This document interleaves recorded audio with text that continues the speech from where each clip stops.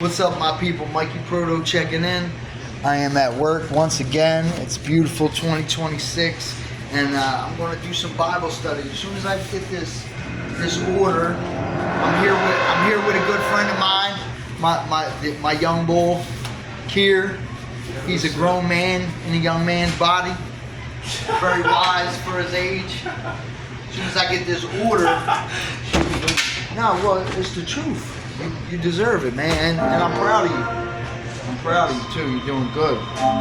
He's got a lot of responsibility for his age, and he takes care of it. So let me do this order real quick, and I'm going to come on with this Bible study. I'm going to be reading Romans chapter 2.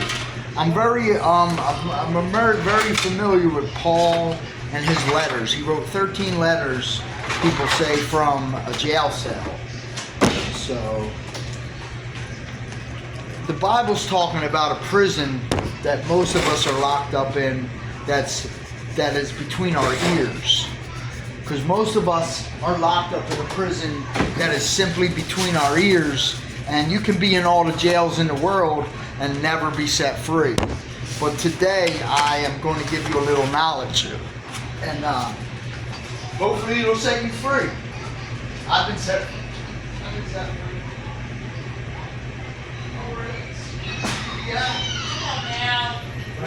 GBM. Alright. 4H GBM. Okay, so now we're back. That order's out. It's a little slow today. So Romans chapter 2. Therefore thou art inexcusable, O man, whosoever thou art that judgest. For wherein thou judgest another, thou condemnest thyself. For thou that judgest dost the same things. But we are sure that the judgment of God is according to truth against them which commit such things. And thinkest thou this, O man, that judgest them which do such things, and doest the same, that thou shalt escape the judgment of God? Now listen. God is saying right there, if you read it slowly and carefully, thou art inexcusable, O man, whoever thou art that judgest. For wherein thou judgest another, thou condemnest thyself. Now let me tell you, like, you ever been to jail and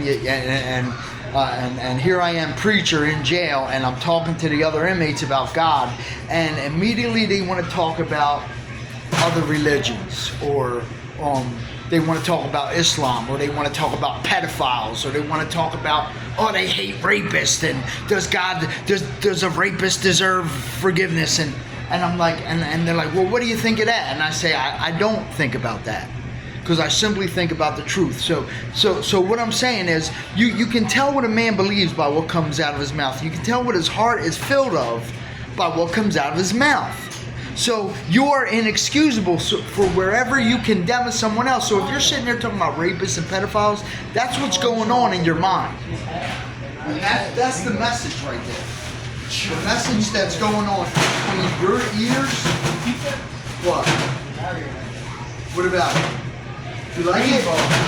It's rainbow. Is that gay? Yeah. Bro, it's not gay, bro. I just realized you got your head. Like, God's rainbow. Bro, I see out of your head. You're tall as Mario, and you have the sub Mario Scott. You look like a looking condom on your head. Wow. And it has rainbow. That's what I feel like when I look at you. Right in the middle of Bible stuff. That's what just comes to my head. That's the first thing that comes to my head. From my boss, bro. No, I'm just saying. That's the first thing that comes to my head. I just looked at it and I appreciate shake my head. It comes out. So I said, no, I gotta come out and tell you this because that's how I feel. So that's a perfect example. You are inexcusable for where thou condemnest thy another, thou condemnest thyself. For thou doest. So if you're talking about, well, if there was a fat kid talking about candy all day long, what would you say? Probably hungry. So when the guy talks about gay guys all day long.